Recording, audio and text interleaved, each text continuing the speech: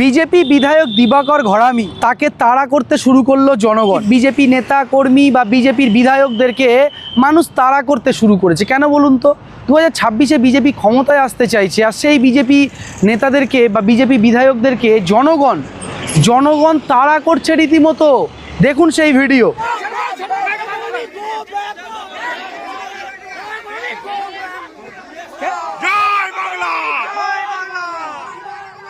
এ বিষয় নিয়ে আমরা কথা বলেছিলাম সাংবাদিক সোমনাথ বিশ্বাসের সঙ্গে। তিনি তো একেবারে বিজেপি নেতাদেরকে তুলোধনা করলেন, যাকে এক প্রকার বলে তিনি ধুয়ে দিলেন বিজেপি নেতাদেরকে।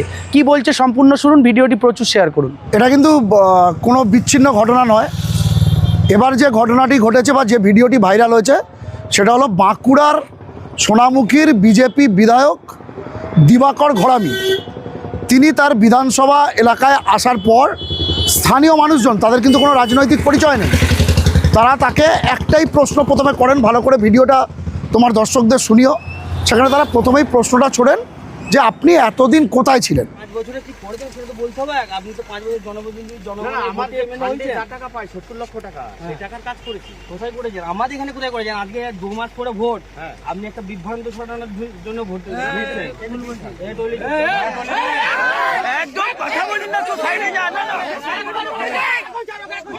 আপনি এতদিন কোথায় ছিলেন? ভোট নেওয়ার পর যে সেই চলে গেলেন আর কিছুই করলেন না।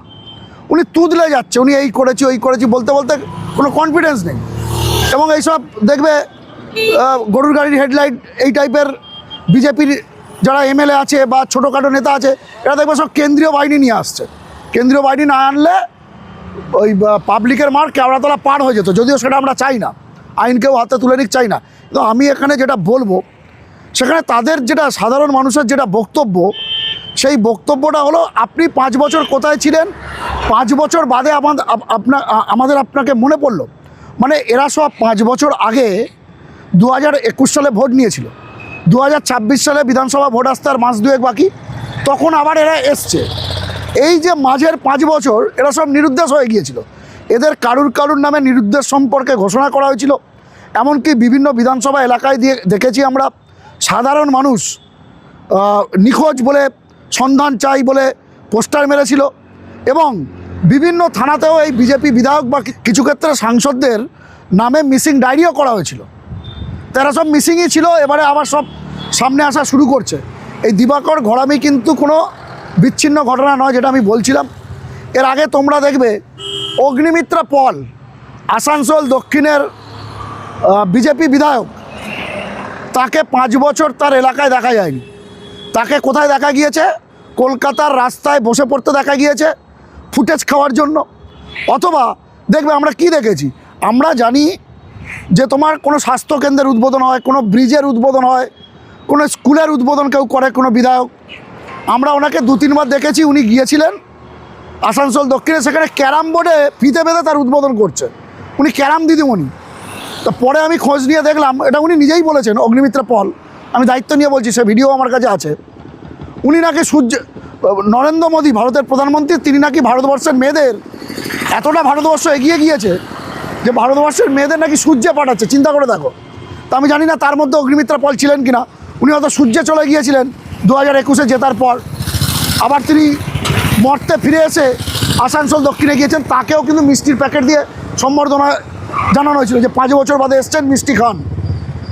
এর বাইরে তুমি দেখবে চন্দ্রবড়া গাঙ্গুলি, বিষধর সাপ, মানে অভিজিৎ গাঙ্গুলি, যার বিরুদ্ধে কিছুদিন আগে নন্দীগ্রাম তমলুক বিজেপি সাংসদ, তার বিরুদ্ধে নিখোঁজ পোস্টার পড়েছিল, গোটা এলাকায় নিখোঁজ পোস্টার পড়েছিল। এর বাইরে তুমি দেখবে যে বিজেপির এক বিধায়ক 2021 সালে খড়গপুর সদর থেকে জিতেছিলেন, অভিনেতা, কটা সিনেমায় অভিনয় করেছে ভগবান জানে। মানে নন প্লেয়িং অ্যাক্টার আর কি, নন প্লেয়িং ক্রিকেটার, নন প্লেয়িং ফুটবলার হয়, উনি হলেন নন প্লেয়িং অ্যাক্টার আর কি, ওনার কোনো অ্যাক্টিং প্লে হয় না। তো যাই হোক, তো উনি 5 বছর বাদে, উনি খড়গপুরে বিধায়ক হওয়ার পর শুধু 5 বছর ধরে প্রেম করে গিয়েছেন। আর বিধানসভা ভোট আসার আগে বাড়িতে বউ রেখে বিয়ে করেছেন। দেখুন, আমি একটা বক্তব্য, কেউ 2টো কেন 4টে বিয়ে করতে পারে? ভাই, আগের 3টে বউকে তো ডিভোর্স দাও। তুমি নিজের মুখে হিন্দু সনাতনী বলবে, তুমি প্রেম করো না, তুমি বিয়ে করো না, কিন্তু বাড়িতে বউ রেখে তুমি বিয়ে করে ফেলবে, এটা হতে পারে? বাড়িতে বউকে বলো আমি তোমাকে ডিভোর্স দিচ্ছি, বউ যদি ডিভোর্স দিয়ে আর একটা বিয়ে করো না, আরও একটা বিয়ে করো, আরও একটা বিয়ে করো, যত ইচ্ছা বিয়ে করো। তো আমার বক্তব্য হলো, এই দিবাকর ঘরামি হন বা অভিজিৎ গাঙ্গুলি হন, অগ্নিমিত্রা পাল হন বা এই হিরণ চ্যাটার্জি, এরা 5 বছর ভোটে জিতে, মানুষের ভোটে জিতেছে, তো এদের 5 বছরে কোনো পারফরমেন্স নেই, এরা নিখোঁজ ছিল। এবার ভোট আসতেই আবার এদের উদয় হয়েছে, ভোট আসতেই আবার এদের উদয় হয়েছে। তাই আমি বাংলার মানুষকে তোমার চ্যানেলের মাধ্যমে বলবো, বিশেষ করে যারা বিজেপিকে ভরসা করে ভোট দিয়েছিলেন, তারা ভেবে দেখবেন আপনার একটি ভোট কিন্তু অত্যন্ত মূল্যবান, আপনার একটি ভোট কিন্তু অত্যন্ত মূল্যবান। এবার 2026 বিধানসভা নির্বাচনের আগে আপনারা ভেবেচিন্তে দেখবেন যে যাদের ভোট দিচ্ছেন তারা বাড়িতে বউ রেখে 5 বছর বাদে আবার এসে অন্য মেয়েকে বিয়ে করে ফেলবে কিনা। যাদেরকে ভোট দিচ্ছেন তারা শুধু ক্যারাম বোর্ডের উদ্বোধন করবে আর বাকি 5 বছর সূর্যে গিয়ে থাকবে কিনা। যাদেরকে ভোট দেবেন তারা দেখবেন তাদের পোষ্য ইউটিউব চ্যানেলে মানুষের পিছনে সময় দেয় না, অভিজিৎ গাঙ্গুলির কথা বলছি, তাদের কিছু পছন্দের ইউটিউব চ্যানেলে বাইট দেওয়ার সময় পান কিন্তু মানুষের এলাকায় যাওয়ার সময় পান না। বাই দিবাকর ঘরামি তিনি আরও যেটা করেছে, আরও যেটা ক্ষোভ উগড়ে পড়েছে ভিডিওতে দেখা যাচ্ছে, সেটা হলো স্থানীয় যুবকরা বলছে আপনি 5 বছর কোনো কাজ করেননি, কিন্তু সোশ্যাল মিডিয়ায় ধর্মীয় উস্কানি, হিন্দু মুসলমান উস্কানি দিয়ে গেছেন এবং এলাকাকে উত্তেজিত করার চেষ্টা করেছেন। এবারে বাংলার মানুষকেই সিদ্ধান্ত নিতে হবে তারা কি এই রকমই বিধায়ক আবার দেখতে চান, তাহলে আপনারা আপনাদের মতো আবার ভোট দিন। আর যদি মনে করেন না আপনারা কাজের মানুষ, কাছের মানুষ চান, তাহলে আপনারা অন্য কোনো অপশন খুঁজে নিন।